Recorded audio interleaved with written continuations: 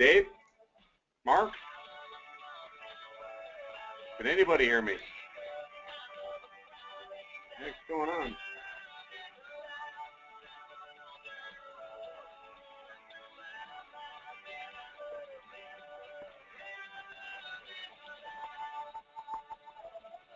anybody there? Testing, testing. Hey, I'm here. It's Mark. Hey, what's up, brother? Not much. How you doing? Doing fantastic, my friend. How are things with you? They're good. Going good. I forgot to send you my lead tracker. I am so sorry. You want me to send it to you real quick? You know what? To be honest, buddy, don't even worry about sending me your lead tracker because today's meeting isn't going to really focus on that. But it'll bring home a couple. The whole lead tracker is going to come into a full circle today because our business plan is going to really pinpoint the necessities of some of the things that are on there. So hopefully this will be a great chance for you to everybody that's on the call to get a chance to understand why the lead tracker is so valuable. Okay. Dave, are you there, buddy? Can you hear us? No, not yet. I don't know what's going on with Dave. All right. Ryan, are you there, buddy? I am here. Wonderful. Scott, are you there, buddy? Hey, I'm here. Awesome, my friends. How's everybody doing today? Great. How you doing? Doing great, Wonderful. Doing Good, well, good, Doug. good. Thanks. So, anybody have any great success stories for this short week so far? Oh, there's got to be some. I've got some. I'm doing cookies and pictures with Santa on Saturday, and so I'm in the middle right now of calling all my past clients and just making sure they got the email invite, and I've just had some really good conversations with some of the past clients and reconnecting with them so far this week. So That's awesome.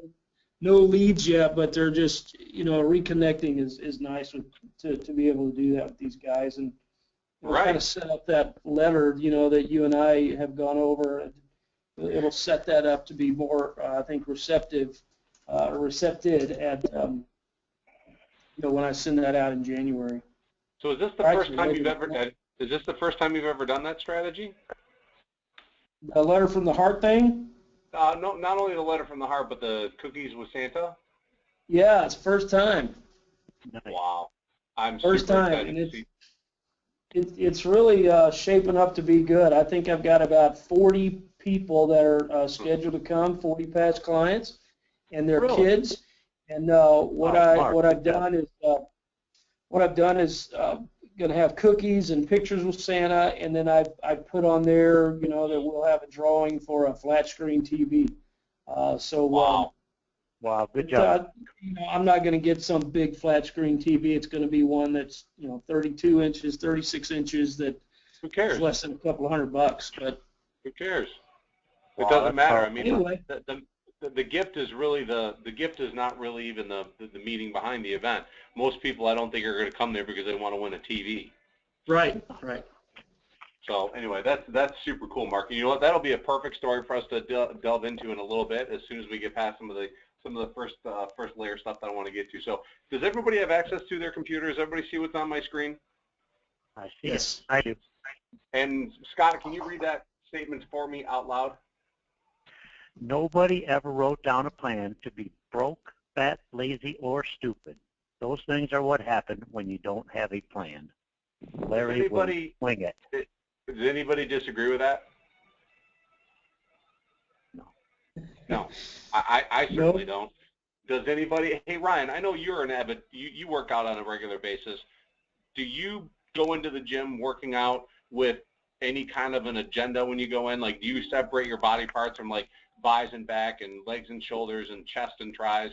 Do you go into the gym with a plan, or do you just go in there and just kind of roll around on the floor and hope to God nothing happens? No. However, those guys do crack me up that do that in there. But I have a plan. You've seen them. Yes. Do you keep a notebook? I do not. I mean, I used to. Okay. I think before I was married, but I've become a little more relaxed now that I decided to not. But sometimes, but you go into the gym and you at least have a mental game plan of what you're going to do when you get there. Yeah, I know what body part I'm going to work out and how much I'm going to do of cardio and things of that nature. Right. And Dave, can you hear us now? I can hear you. Awesome. So when you're, as a firefighter, do you guys have plans of how you go into certain buildings and certain emergencies? Definitely. And what happens if you guys didn't follow the plan? People get hurt. Yeah. So our business, unfortunately, or fortunately, isn't as dramatic as the firefighting business, but it still points to the main concern of if you don't have a plan, things typically don't get done in the way in which we want them to be accomplished. So Mark Zachary and I had a conversation a couple days ago as it relates to his, one of his techniques that he's going to start working on. And the one thing that he talked about was he was going to do this letter from the heart. And this is a great tool, but I think it speaks to one of the methods that we can incorporate into our businesses once we've identified what we're actually going to do for our 2016 business plan. So here's an example of Mark's numbers that he gave me that I asked for from last week. So Mark, it's okay if I share this with everybody, correct? Yes. Okay, awesome. So 2015, 31 closings, the tune of $6 million, just a hair over. 24 came from purchase transactions, which equaled 77%, and 7 refis. His average sales price, average loan amount, average closings per month. Mark, did you have a plan to accomplish this? No, well, I had a plan, but I didn't follow it. I mean, okay. The first half of the year sucked, and I followed it the second half, and it was much better. Okay, so let's talk a little bit about, before we get any farther, about accountability. Okay, we all can put information on paper. We can all basically put numbers out there to make ourselves feel good, and all the numbers that we talk about are obtainable. Dave, you and I had a conversation about your projections and what you were hoping to accomplish and what you wanted to do with your business plan. The truth in the matter is that let's be real with ourselves and let's be clear on what it is that we're willing to do to accomplish our goals. There's no point in telling ourselves that we're going to go scale Mount Everest if we've never climbed a wall before. There's no point in telling us that, there's no point in telling yourself that you're going to do certain things if at the end of the day, it's not really something you're passionate about. And this is what it boils down to. It starts with the passion of why you want to do certain things. And then it requires you to maintain some level of accountability with either your peers or somebody else in your life that wants to hold you accountable, like your significant other or one of, or even me for that matter. So Mark unfolded the rest of his business and he broke it down into 4 different categories. He says that 18 or 58% of his business came from realtors, just a hair under 20 came from previous clients, 6 came from family and friends, and 1 was a previous client referral. So as you look down a little bit farther, but his goals are, he wants to do 360 leads for 2016. Mark, I'm going to now challenge you on some of these things, and hopefully the lead tracker is going to start coming into picture even more clear now than it ever has. How many leads did you generate from June until today? I would have to manually go through and add up all that lead sheet. I don't know that off the top of my head. I went through your lead sheets that you gave me, and I'm guessing anywhere between 89 to 95. Okay. Okay, that might be off, so please forgive me, but right. I went through your lead trackers that you gave me, and that was the total number of leads that I tallied up from every one of your lead sheets. Okay. Mm-hmm. Your goal is to do 360 leads. So my question for you, Mark, is you did 90. Let's say you did 95 leads in June, July, August, September, October, November, December, in 7 months. Okay. Mm-hmm. So you did.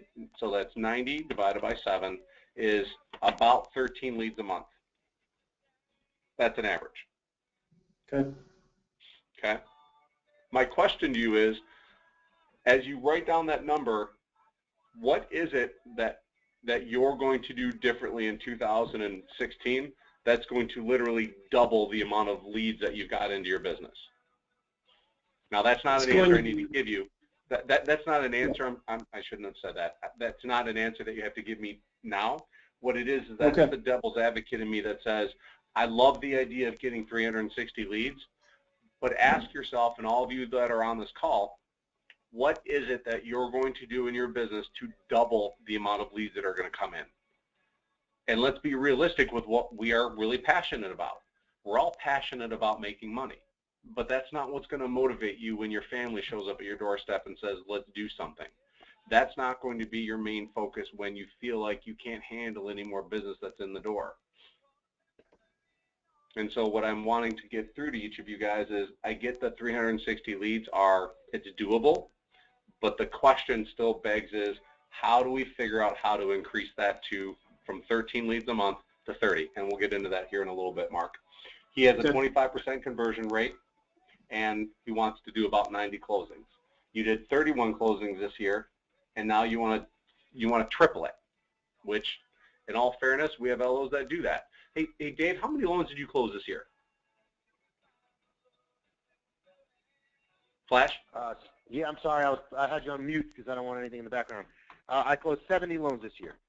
70 loans. Okay. And were you 100% engaged in your business through the entire year? I mean, hit it hard every single day? No. Okay. So it's doable. I wish I could say yes, but no. But that's the honesty part of it that I'm really looking for. I'm going to share a personal bit of me with you guys. I was married from 1996 to 2007. My wife and I got a divorce. A large percentage of the reason why my marriage failed was because I believed that money was the driving force of happiness. And I took an amazingly successful business and tried to implement it into a very sub-average life.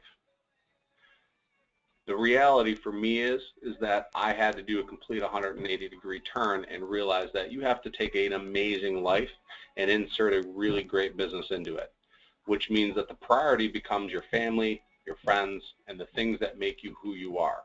Our business isn't meant to make us who we are. Our business is meant to provide us with an economic reality that allows us to be who we want to be. We want to be that charitable person. We want to be that family person. We want to do and experience life with people. When you start adding up all the things in your life that matter to you, I don't believe that making $300, $400, $500, $800,000 a year is what's most important to people. I think what they want is they want to matter. They want to feel some sense of happiness around what really makes them tick. And the reason I'm bringing this up is because I feel like a lot of the times we come up with goals and projections for the coming year, but we always fall short, and we usually start to see that number start kind of falling to the wayside right around March and April, because the excitement of the new year fades away, and then the realities of life start kicking in. And the reality of life kicking in is there are more things that you are passionate about than just generating leads. Is that a fair statement for all of you guys? Yes. Yes. Okay. I know for me that in order for me to get to the point where I was doing 30 leads a month, it was purely just a numbers game. I worked my butt off for 10 years. I worked my butt off really, really hard and sacrificed a lot, more than I would want anybody else to sacrifice. But the truth is that there were months that I didn't do 30 leads. There were months that I did more. There were months that I did less. But what mattered to me was making sure that my economic realities were met. And once they were met, I never really pushed much farther than that, because that meant that I would have to sacrifice other things in my life that I began to realize mattered more to me, like my girls. And so I decided that I had to make a stand on what was most important to me, and that was my family. And so when I look at the numbers on goal sheets and projections, they're all obtainable. It's just a matter in which how we want to obtain them and how real we are with ourselves on whether or not we're going to commit every single day to making those efforts equate to the goals that we have. So Mark wants to do 90 closings, and I believe it's totally doable. Dave just got done saying that he did it at a very high level. Mark, he did 70 closings, and he wasn't really working full time. Well, that's doable in my book. Mark, I think you can do 90 closings, and I think you can do 90 closings rolling out of bed.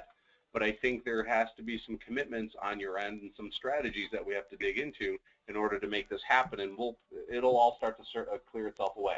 So breakdown of where the leads will come from. Realtor leads, you want 216 from realtors. Past clients, 36. Current clients, 36. Builder, 18. Business to business, face to face. Is that what FTF means, face to face? Family, friends. Oh, family, friends, and then past clients. Yes. Awesome, awesome. So does anybody look at this and go, this could be a very, I mean, if anybody's making 100 to 150 to 175 basis points, that's a pretty good living if you close 90 units and you close, you know, whatever that dollar amount is, 197 times 90. That's a good chunk of change. Does anybody think that'd be a great living? Yes. Absolutely. Yep. Yeah, it would be. Okay, good. Okay, Mark, let's dig into this a little bit more. So your realtor business for 2015, what did you do in 2015 that you felt drove in that 18 transactions? Well, I finally started tracking the business, you know, from this call, and tracking the leads and staying on top of those leads. You know, the first, I was pretty much out with my leg in January. I had surgery in February, so I was pretty much out January and February, and this call started in May or June timeframe. Yep, I think it was June. Do what? It started in June. Yeah, so really I looked at just how did I do the first half of the year where I was just flailing in the wind versus the second half of the year where I was really tracking my business, and that's where the majority of my stuff came from, but that's where I got those closings, was just from tracking the business and staying on top of it. I'm going to ask you to go up a little bit farther. The lead had to come from someplace. You did something with those agents that made them want to refer you. I'm more curious to know what you did with those agents that made them feel like you were a good referral source. Oh, I see. You know, some of them were just from the Thor's Hammer, just constantly, you know, being available to them. Some of them, I guess, came from just past relationships that I had had with realtors in the past years. Although when I really look back at the realtors that we closed the transaction with, a lot of them were newer ones that came from Thor's Hammer or referrals from current agents that I had worked with. So saying, hey, realtors referring other realtors? Yeah. Okay. Of those agents that you're working with, how many of those 18 closings directly came from agents that you picked up on Thor's Hammer? Let me look real fast.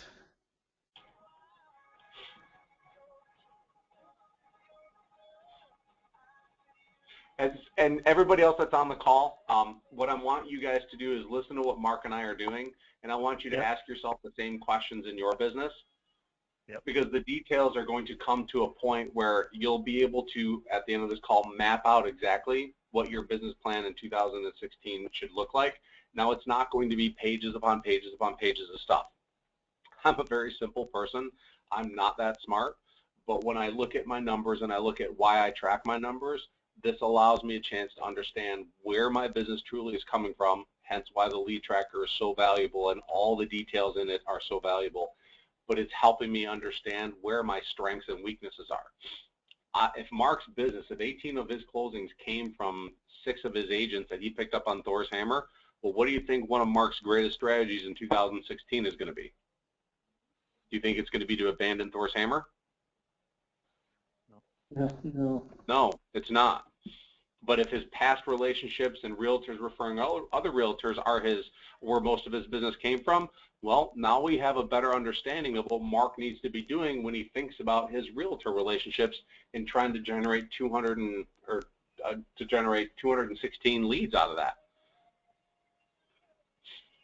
Yeah, looks like 8 out of the 18 closings came from realtors from Thor's Hammer. Right, and the other 10 came from just past relationships and realtors referring other realtors? Yes. Okay, so let's just say,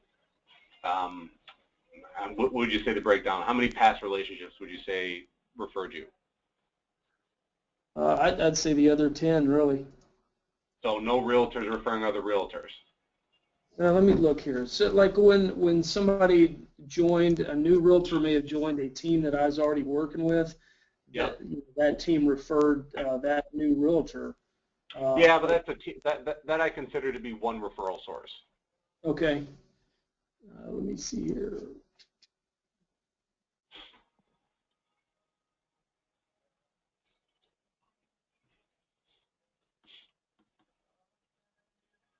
Looks like two from other realtors referring other realtors. Okay. So let's just take realtor relationships right now that you have. So out of your business for 2015, we have a clear understanding of where your business came from. Okay. Do you know what your conversion rate is? If you were to go back and look at how many closings you did versus the number of leads that you got, would you be able to tell me what your closing percentage is? I know that you put on here that you were closing an average of 25%, but do you know that for a fact?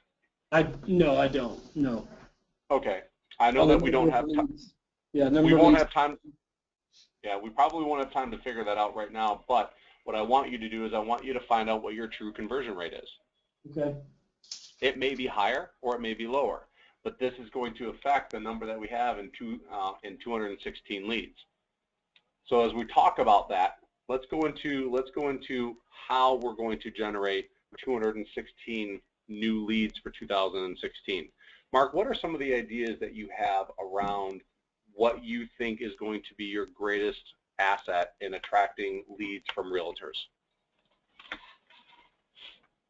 You know, I think just being available, and you can see there, it's if I can find 9 good agents that refer 2 deals, then I've got it. And I think what I've done is, or what I need to do is just continue to pare down the people that I really court and just say, hey, what can I do for you this week?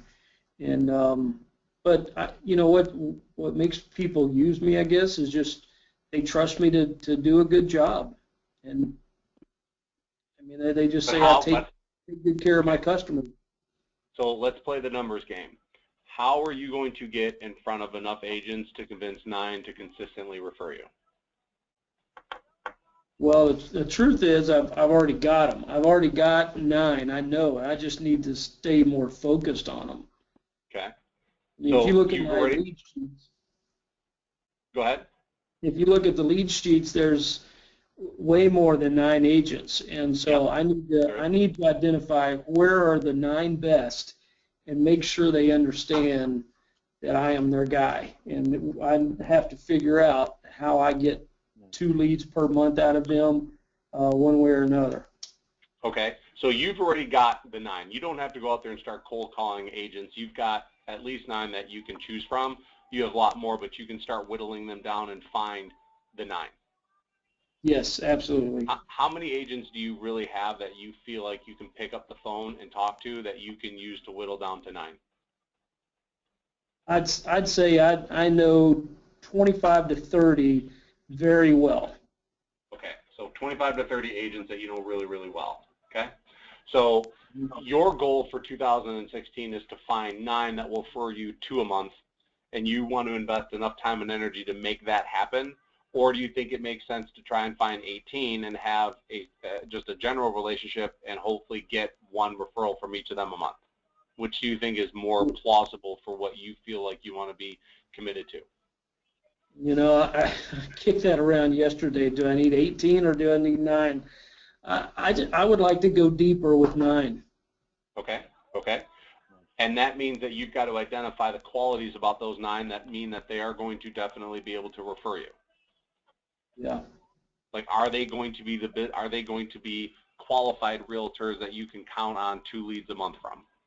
Are they full-time agents? Are they part-time? Are they listing agents, or are they, buyer's agents? Which one are they? And you think that out of that pack of 30, you'll be able to find those 9, correct? I believe so, yeah. Okay. So here's the challenge that I have with that initial conversation, is that here we are on December 10th, December 9th, and you haven't found those 9, which means that the leads that you get today are what's going to factor in for what January and February are going to look like. So today you don't have those 9 in place.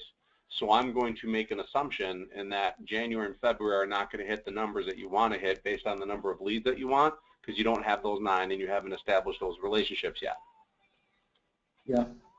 So maybe what we should look at is let's talk about a different goal for the interim. Let's say that by the end of Q1 you'll have identified those 9. Yeah. But but between now and the end of January, your goal is to reconnect with the top 18 to 20 and implore them, whatever the word, I think it's empower them to want to refer you. Your goal is to meet and get on the phone with all 30 of those agents, and your number one responsibility is just to start having conversations with them and asking them for referrals. And then over those conversations, you'll start to develop better relationships with the ones that want to work with you, and the other ones will fall off to the wayside. But I don't think it's realistic to have a goal of 9 referring you to a month starting today. Yeah. I think you have a better chance last year when I did my goal, it was, I did separate it out by what the busy times I thought were the busy times of the year, and but these numbers I'm throwing out as by the time the year ends, that's what I want to have averaged. Right. But yeah, I know that's not going to happen in January and February. But herein lies the challenge. You've set goals of average closings for the year and how many leads you want to get.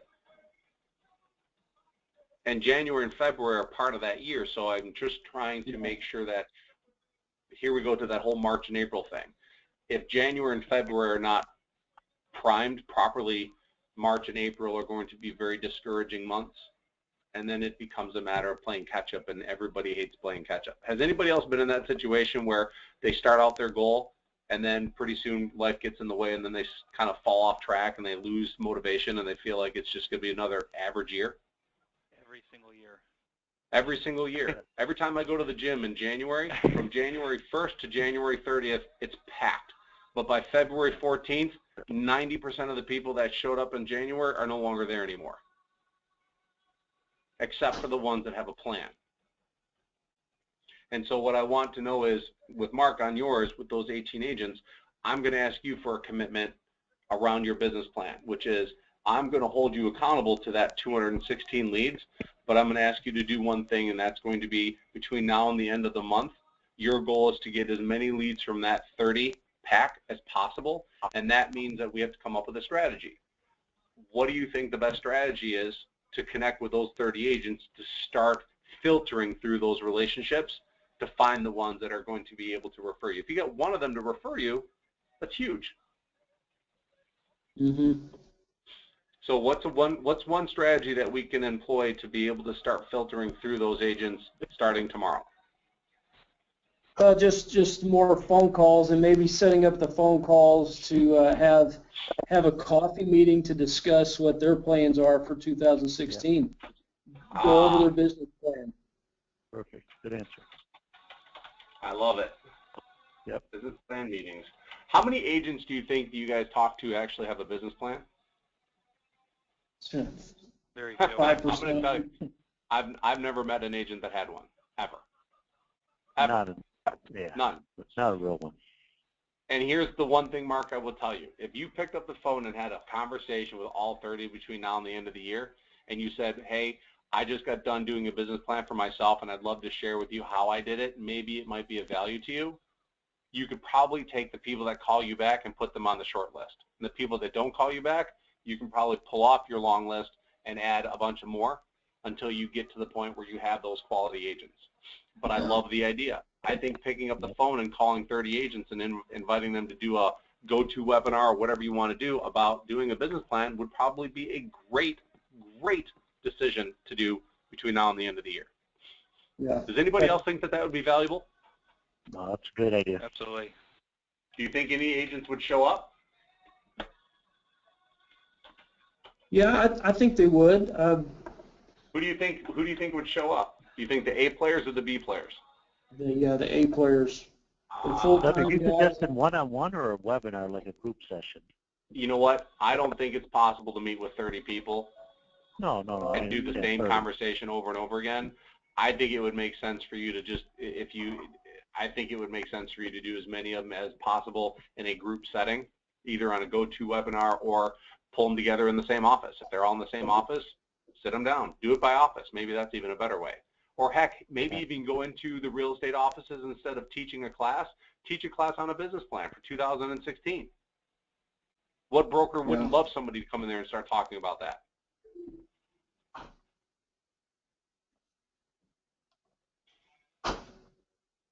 So the point is that your goal, Mark, should be to generate, I mean, we're talking out of 216 leads divided by 12, you need 18 leads. So essentially what you need, oh, that's ironic. What you need is, you need 18 leads coming in between now and the end of the month to hit your numbers for January. Okay. So that means that out of the 30 agents, your presentation with these agents about doing a business plan meeting is really centered around, I want to help you, but in doing so, don't forget, I'm doing this because my business is referred to me. I'm counting on your, you agents to refer me. I need you to be on this call. I need you to make a commitment to me. I need you to make a commitment to referring me at least one person before the end of the year. It's a numbers game, people. That's all it is. It's a numbers game. To be honest, I don't really care if 5 of those agents refer you somebody that's not even qualified. The 6th one will. Yeah. And hence the 25% closing ratio. Okay. Right. So now we have a strategy with the agents that you already know. Mark, are you going to pick up the phone and start doing Thor's Hammer again? You know, I don't know if I'm going to chase brand new agents anymore because I've got so many I can pick from right now. Very good. Got it. Yep. I love it. Okay. So we can say that there in 2016 we're not going to do no Thor's Hammer if we are successful getting the 9 to 18 to refer us 1 to 2 leads. Hey Scott. Yes. That should be your motivation. I know much you love Thor's Hammer. Yeah. Well, I was just laughing because, I went through and got, all the listing agents that I had, that I worked with this year, and I called Thor's Hammers for Woosties. I added them too because, Right. I actually had a good relationship with them, and using that kind of warm one where I'm doing Thor's for Woosties, people that are actually quasi-warm, Right. versus completely cold. So, Right. I mean, Well, with the that, whole I got point, about, 15 or 20, that are Mark's 30 that he knows, somewhat, So here's what I want you guys to step away from just this part of the conversation with. Mark has one strategy right now for his realtors, which make up 60% of his business. He's got one strategy and one strategy only. There isn't 3, there isn't 4, hell, there's not even 2. There's only one strategy that Mark's going to do, and that is to be able to pick up the phone and start engaging with his 30 agents and whittling down to 18, and then eventually whittling down to 9 by the end of Q1. Nice. Is that difficult to wrap your brain around? No. It's not. And the goal is, Mark, you know that every time you pick up the phone, if you're going to call 30 agents, you need to get 18 leads. You know that if you call 18 agents, you need 18 leads. If you spend your half of a day on Monday and maybe again on Thursday, or do it on Fridays and do it on Mondays when the weekends are coming and going, I have to believe with 100% certainty that if that is your one strategy to get 60% of your leads in, you're going to commit to doing it. Yep. And that's your only strategy. That's 60% of your paycheck right there. If you knew that every Mondays and Fridays, your 60% of your paycheck was dedicated to simply picking up the phone and engaging with these agents and constantly looking for 18 to 20 leads a month from those phone calls,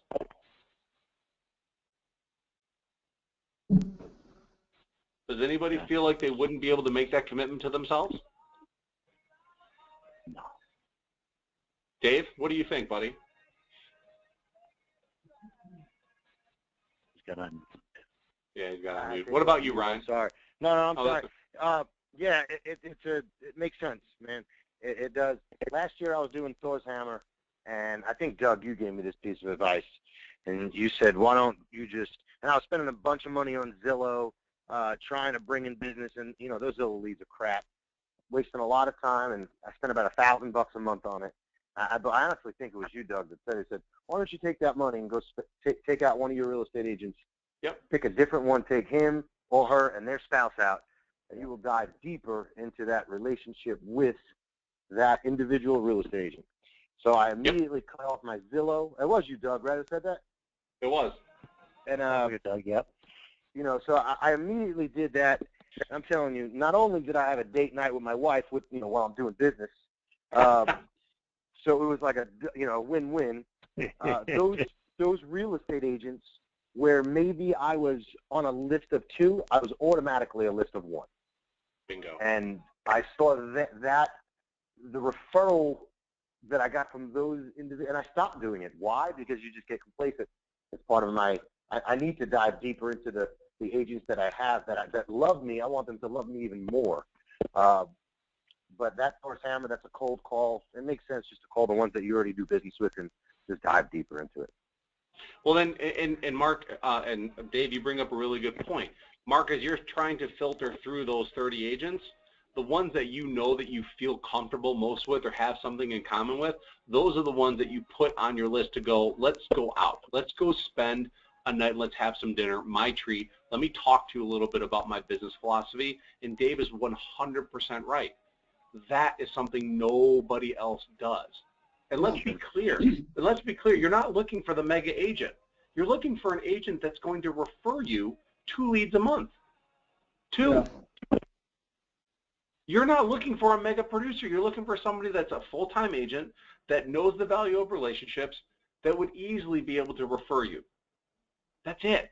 You're not looking for somebody going to send you 30 leads a month. That's not in your business plan. Right. Your business plan is to focus on 18 agents or 9, and that list will whittle down. But for the first, between now and the end of December, your goal is to figure out which 18 you want to court. And out of those 18, that's the first cutoff. Then once you have that first 18 narrowed down, then you have to figure out which ones are going to be your true superstars. And maybe out of that 18, you have 10 or 12 and not just 9. But that's your entire business strategy for 60% of your income this year, Mark. I don't even have to get into the details of what you're going to do to get those relationships. I'm not going to get into the details of what your strategy is and how you're going to say things to them. I don't need to get into that. That's where your professional ability comes in. This is just telling you what is the map to get you to 60% of your paycheck. Everybody knows the guy I work for, Craig, right? Who's like a marketing. People just love him. So he's got a hand. He doesn't have 25 or 30 real estate agents. He really doesn't. He's got 3 mega whales that love him. He's got a bunch of these, I don't know what they call, what's the middle guy, the 2s and the 3s a month. But he's just got 2 or 3 whales that send him all the business. And he's created a relationship with a bunch of agents. You look on his Facebook and it's like, hey, I'm having dinner at someone's house. And they're not, those are real estate agents that are inviting him and his wife over for dinner. Or he'll have them over for dinner. It's like, so he'll invite 2 or 3 agents and their spouses over for his house for a barbecue. And he'll have them, even though he doesn't send them a lot, they send him everything, and he does such a good job that it's just that relationship. And that's what I want to do. I want to be able to come in my backyard and have 6 different agents over for barbecue. If you have that relationship where they can come over your house, they're going to give you every piece of business. And you know what? These agents, most of them are cutthroat. You screw up once and mistakes happen, they will cut you off at the knees. But if you have a really good relationship with them, those mistakes that hopefully we won't make, they don't care about because they know in the long run. Most agents, if you make I've got a bunch of agents and they're good. I feel like if I make one mistake, they'll never send me business again. Does everyone feel that way too? Sure. Yeah.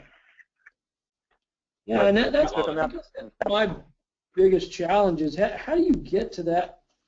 How do you get to that level? I mean, how did Craig get to that level with these guys? Because I just can't seem to figure that out. It's a dinner. You know, when I'm at the dinner with the agents, I'm not talking rates and loans and and deals. I'm looking at the agent's husband and say, hey man, what do you do for a living? What do you do for fun? You like sports? Is what I like. Hey, I got 2 kids. I got 1 kid. You got 2. We're just bullshitting, just like they're my friends. So we leave there, and I'm like, wow, they're no longer my agents, but they're now my friends. Mm-hmm. And it's a big difference. Yeah. It's a huge, I couldn't even put enough emphasis on how important the relationship is. Mark, when you talk to your clients and you convince them through what you say on how much of a relationship with them means to you, I read your letter from the heart. Why wouldn't that be the same letter you send out to agents? Why wouldn't that be the same conversation you have with agents? You know what? Vulnerability begets vulnerability. You don't think for a moment that these realtors don't have the same professional struggles as you do? You don't think that these agents have the same economic challenges as we do?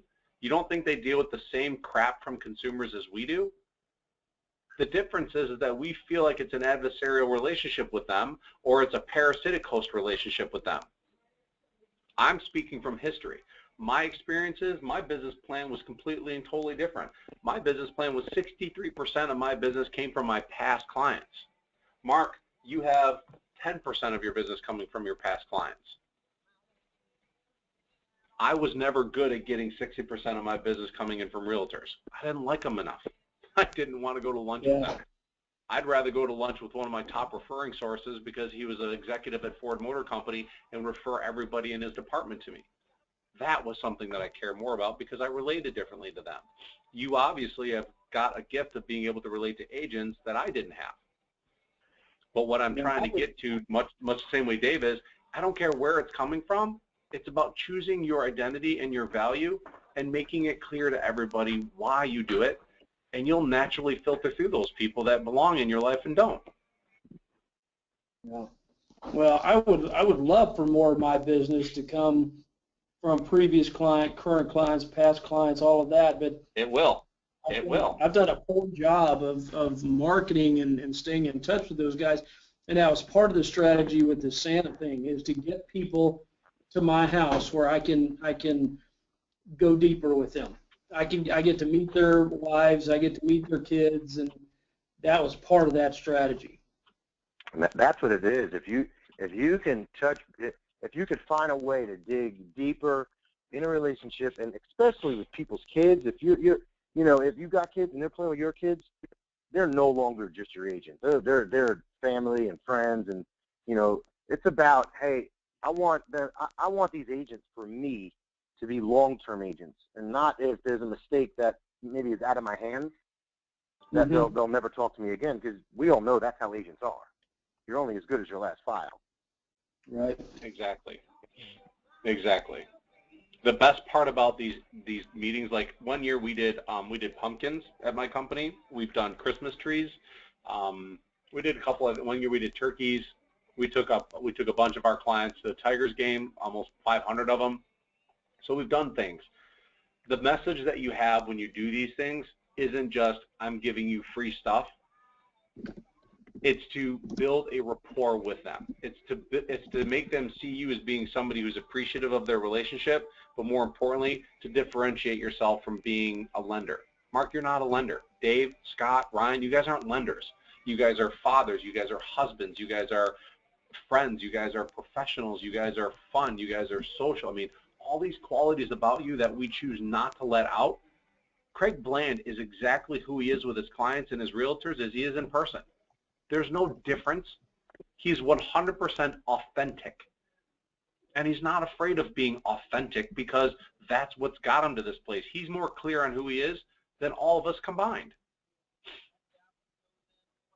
The reality is that when you're meeting with people in a situation that isn't business related, it's about finding a relationship that you want to be a part of. Don't you think they want the same thing? They do. They want to have somebody that they can trust.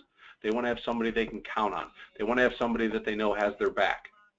And that's who each of us are. But we go into it believing we have to sell our agents on who we are. No. You have to go in there and be yourself. If you are yourself, you're going to get the business. but we can talk about that some other day. I want to go into the next category, which is the next past client referrals and current client referrals. Mark, you're expecting to get 36 leads from both of those over the course of the next 12 months. I think that's extremely low, but let's use those numbers. Underneath the past client referral business, where do you think you're going to get 36 leads coming in from over the course of the next 12 months? Say that again? Or what? How are you going to get 3 leads a month in from your past clients? What are you going to be doing every single week for the next 52 weeks that are going to yield you 1 referral a week from your past clients? One of the things that I'll be doing is I've put in my best or top 100 past clients into the spreadsheet and into PhoneBurner, and so every week I'm going to be calling 25 of them. So I'll be touching base with them, you know, on a phone call once a month, just checking in with them. We're going to be sending a letter from the heart, the evidence of success, which is going to be the letter from the heart you saw, just a, hey, this is what's going on with me and my life, and hopefully. Are you going to do that? Are you going to do that monthly, quarterly, how often are you going to do that? I'm going to plan on doing that once a month. Once a month? And then a letter of success once a month as well. I would tell you that I think you should alternate it. I think you should do a letter from the heart once a month, once every other month, and a letter of success, which is, I think you should do that every other month. So a letter of success, if nobody else knows what they are, it's taking a scenario and blowing it up for everybody to see. This is what I was able to do for somebody. And to be honest, I don't think you necessarily have to have it be your own specific client. Maybe it's something that one of your other LOs inside the company have done. Maybe, Mark, you've heard about it from somebody else that you know that you have the capability of doing. A letter of success can be really just a postcard that really outlines, hey, I had a chance to meet John and Sally. He was moving in from Louisiana, and one thing led to the other, and sha-da-da-da, and boom, we were able to get him a house. Who else do you know in your life that might be going through something similar? Yeah. If you're mailing that out to 100 people and you know your conversion rate is 25%, you're bound to get at least 25 calls. Yep, that's going to be. I'm talking over my business plan with my wife and last night, and I said I'm going to focus big time on making sure that people that I've done business with in the past, family, friends, everybody knows what I do and how I drive my business. And because she mentioned somebody at her school was building a house, and I said, where are they building it? And I said, did you tell them I'm in the mortgage business? And she goes, no, I forgot. I said, that's going to be a strategy of mine to make sure that everybody knows what I do. Right. Right. 100%. So I was going to get your feedback on the letter from the heart and evidence of success, because I was kicking around one every other month or once a month, and I didn't want to, be too overbearing. Nope, I like your every other month deal. I like it every other month. One touch point a month, and then you've got to realize that if you're doing a PhoneBurner campaign and you're calling them once a month, that's plenty. Yeah. Okay. So my question then becomes with PhoneBurner, do you have a plan on what you're going to talk to your clients about for the next 12 times? What are you going to say to your clients for 12 months in a row? Yeah, that's something I'll have to come up with, because I don't know that right now. Okay. Well, maybe I do it quarterly. Maybe I'd touch base with them quarterly. I don't want to become a burden. No. Do you think no. Do you think? Stop. Go ahead. Do you think calling somebody once a month is excessive? No. I mean, that's just my opinion. I think calling somebody once a month is a lot. Just to say, it's hey, a lot. When you really have nothing of value for that person, you're just kind of trying to touch base with them and see how things are going and see how little Johnny's doing. Once a month, I mean, if my car rep called me once a month, after the third month, I'd be like, well, I know he's selling cars. That's enough. And that's just my opinion. I just think that's excessive. I think we could do it. I think we could touch it differently. I think once a quarter phone call, then you have your your drip campaign once a, that's an email once a month or whatever it is, and then you have your success stories. That's, a separate card.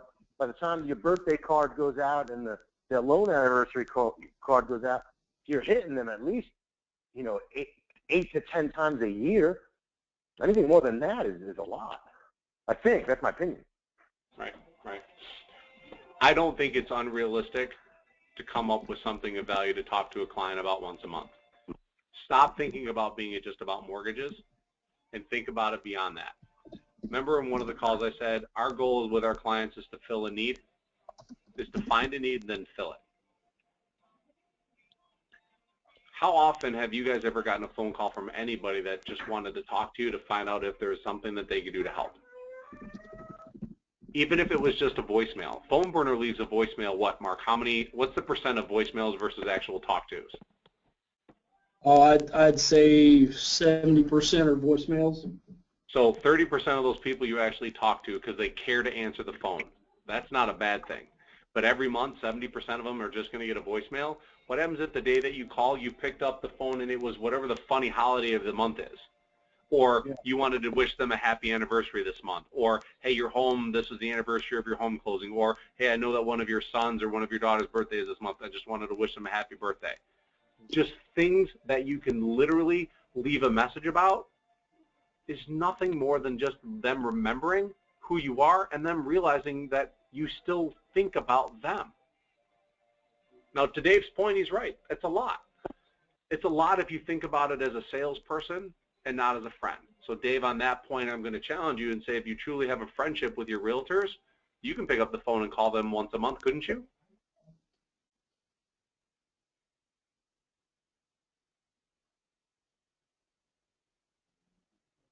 Does anybody disagree? No. So Mark, I'm going to tell you that in the beginning, I would say try it and do one a month. I say phone burner it once a month, 100 top clients. They're going to want to talk to you. Leave them, and if you're leaving a message, have a strategy on having it be something of value. And if you ever want to talk more about it, I'd love to go over those with you. Yeah, okay, thanks. Okay, so I believe through the course of the year that for you to get 36 past client referrals with that strategy, how many people are in your database? Right now, I've put back the 100 most recent ones. So I'm going back and putting them all in because I would say there's 300 or 400 that's going to be in there by the time the year's out. Then I think that's realistic. I think 300 to 400, you should be able to get 36 leads out of that. Yep. And so the beauty is that if in 6 months it's not working and you haven't gotten any leads from it, well, Mark, you and I should have to have a conversation about retooling it. Maybe there's another strategy that we need to look at employing. The current client referrals, Mark, I think what you're on the pace of now, I think getting 36 might be a stretch because you've only gotten one. Well, no, previously. Have you gotten any current client referrals? I've gotten well, we've gotten the referrals, but I haven't seen any closings from it yet. Because I mean, I didn't even start asking these people for referrals until we started pressing it August and September. Okay. Good. So I'm asking them now, but I haven't had any closings from it yet. All right, so the strategy that we're working on, which we were building in September, is being able to position yourself to be able to ask for the referral because of the way you communicate your value to your clients. So that strategy is already in place. It's just the commitment to making it consistent with every single phone call and every single conversation and every single face-to-face. Right. Okay. And then business to business, friends and family, past clients. Those are strategies that I think that if you really expect to get 18 leads out of each of those, even from the builder, I would love to see your marketing plan or your business strategy around that, getting those leads.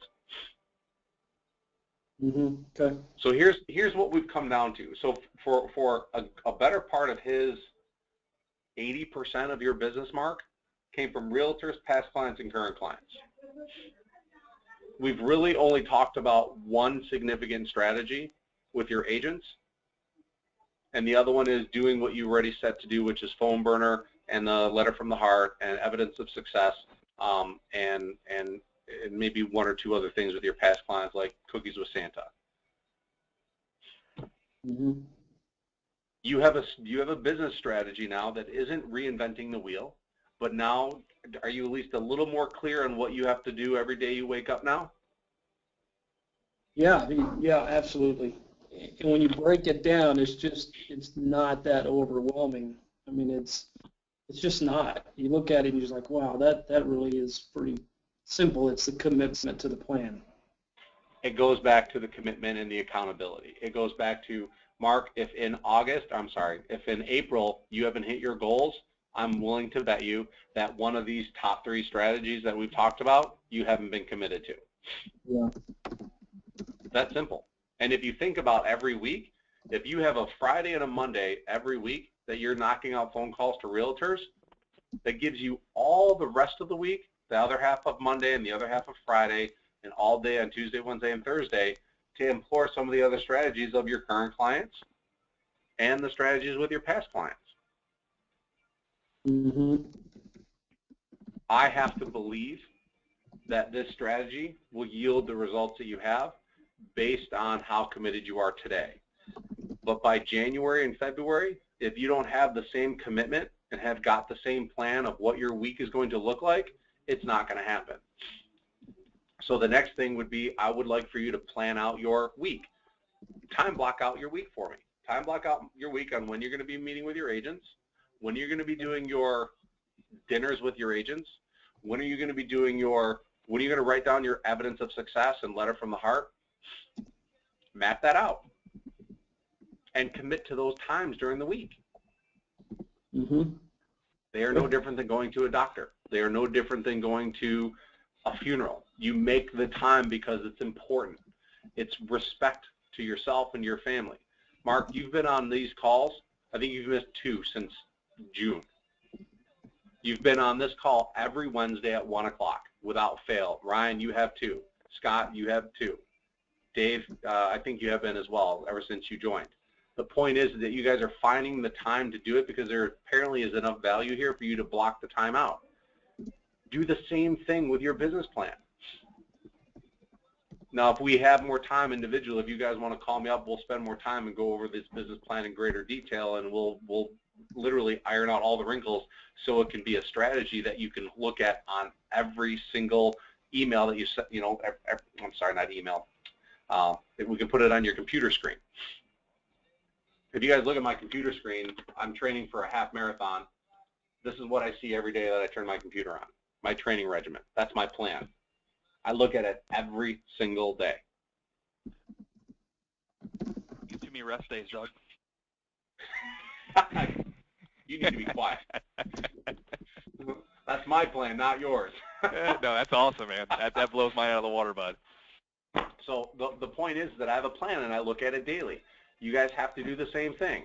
The beauty is, Mark, I wouldn't even worry about Thor's Hammer right now. That's not even a strategy you need to concern yourself with. I wouldn't even be really looking for realtors to refer you other realtors. That's not a strategy that you want to work with right now. You have one strategy to focus on with regards to 60% of your paycheck, and you've got 2 other strategies that are going to generate another 20% of your paycheck. The others, I think you're going to have if you told your wife not to forget about you when she talks to people. Yeah. And just in idle conversations with others. I mean, I think the others will naturally come, but your days should be centered around those 3 core strategies. Yeah. I don't think that's too difficult. I don't think that's a 14-page bullet point list of things that you want to do to generate more business. Nope. It's a pretty simple business plan. It's kind All of wrapped crazy up how in simple. about a 5-line Excel spreadsheet right there. 10, maybe 10 lines. Right. And here's where the biggest challenge comes. It's your level of commitment to doing it. When you don't want to do it, or when you feel like you can't, or it's not working, that's when you have to pick up the phone and ask somebody to hold you accountable, or ask somebody to kick you in the butt, or help stay motivated. Yeah. Because I think about how much time that it'll take for you to do this. I still don't think you're gonna have to work 40 hours a week. And I think some of the work that you're going to be doing is somewhat social. Mm-hmm. And to Dave's point earlier, if you had $100 that you wanted to market yourself with, what would you spend it on? Right. And my advice would be, go spend it on one of your top agents and take them to lunch. Well, not just a lunch. Well, lunches are great and coffees are great, but it's more of, when I take these agents out to dinner, I mean, I want their spouse to be there, because it's now I'm incorporating a whole different aspect of it. Like, I'm trying to get into the family. I'm trying to be more of a friend, see what we have in common. And then, and a lot of times, like I have my best agent, her name is Angie Chavez. She left for a cruise yesterday, and I didn't even know she was going on the cruise. But she's got a partner, so I saw it on Facebook. I said, hey, what cruise line is she on? There's a bottle of champagne waiting for her room when she checks in on me. So it cost me $45. I know when she comes back, she's gonna be like, oh my God, thank you so much. I know it's just my style of buying things. I like doing that. But it's just me paying attention to what they like. It's knowing them. Be honest. It's about knowing who they are. I love it. Dave, that's a fantastic story. The point is that going out to eat with people and getting to know them and having social interactions with them, Jamie Benner, king of the social atmosphere. Oh, yeah. He gets his business from drinking and golfing. I mean, if that doesn't tell you what you have to be doing, I don't know what is. Good Craig point. Bland, same thing. Kristen Jameson, same thing. So I don't think it's going to be that terribly difficult, Mark. I just need you to craft the plan. And once you know what your tasks are, I want you to put them into a calendar for a week. And I want you to keep the same schedule every week, because we're all creatures of habits. And I want you to plan out the next 3 weeks before the end of the year. And I want you to make the commitment that your job is to call up all 30 agents and you need at least 18 referrals from those 30 agents in the next, 15, 16 days. You may not get them, but if you believe you deserve them, if you believe that that's your goal, you're probably going to get them. So when you pick up the phone, every time you pick up the phone, it's, I got to figure out a way to get a lead from these people. And you're going to do it imperfectly, but eventually this is going to get you through to the top 9 that are going to be your favorites, that you're going to want to pick up the phone. And it isn't going to be about leads. It's going to be about, how's Martha? How's Joe? How's Sarah? How the family? What do you guys do this weekend? Stuff that like Dave knows about. But it starts with weeding through it, and you have 30 agents to weed through. Just don't get completely hammered drunk at the dinner. That is not. Yeah. Well said. Well said. Well said. All right, Mark. So, Mark, your homework assignment, buddy. I want you to do this for me. I want you to take each one of your bullet points, and I want you to map out for me exactly what you're going to plan on doing every week to accomplish this. And then I want you to put it into a calendar, and I want to see it. And then once you're done posting it, then I'll share it with everybody, and we can all see an example. And if anybody else wants to, feel free to pick up the phone, and we can do this individually. But I wanted to use Mark as an example of what his numbers look like and how you can take a strategy and really dumb it down and not make it that overwhelming and have it be pretty accurate as as far as what you're looking to accomplish with your units. I mean, 216 units, I don't think it's going to be too difficult to get 216 referrals in this year if Mark makes the commitment of finding those 18 to 9 top agents. Yeah, I don't either. But it also means that you don't just give up on the 30 that's there. If you whittle it down and there's only 3 good ones, well, maybe you do have to pick up Thor's hammer. Yeah. Well, the truth is, I don't think that's the case. It's just that I have not gone deep with those. I know they're there. Perfect. Well, I love it. If you don't have to pick up Thor's hammer, I think that's a great thing. But if for each of you, if you don't have those 30 agents, Thor's hammer may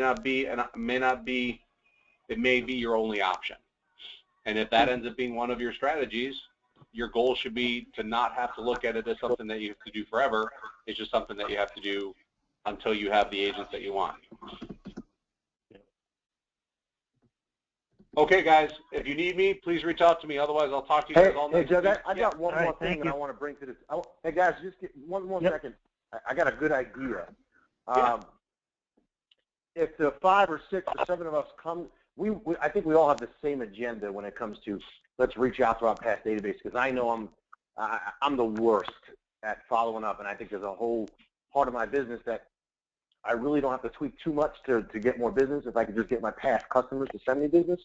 So the addition for me is right there, and I think that's for all of us. And we mentioned before that there's something out there that we can bring to them on our monthly calls or every other month for something of value.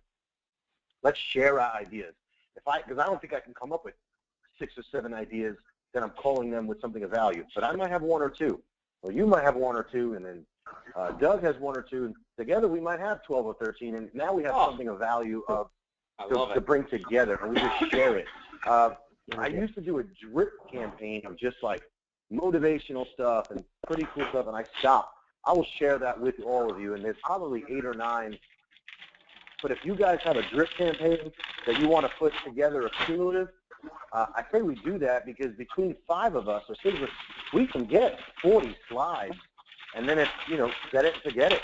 We just customize it to ourselves and, send it over. Everybody, good idea? I think that's an amazing idea, Dave. Thank you so much. How about this? How about next Wednesday, we take part of the day and we come up with our top list of things that we want to communicate to our past clients. Let's all come up with 2 strategies. How about a monthly thing, like, in January, what's good in January that we could tell somebody? What's good in February? I personally can easily give you something in December because I'm a fireman. I can give you fire safety tips on your damn fire tree because people burn down their house. Same thing with that turkey fryer. That's something of value. So maybe we can come up with 12 different things for the month, and that's what we're calling about. Love it. Love it. Great. Okay, guys, I got to split. You guys have a great night, and we'll talk to you guys next week. And please let me know if there's anything I can do to help. You can always call me. Thanks, All right, guys. See you guys. Bye-bye.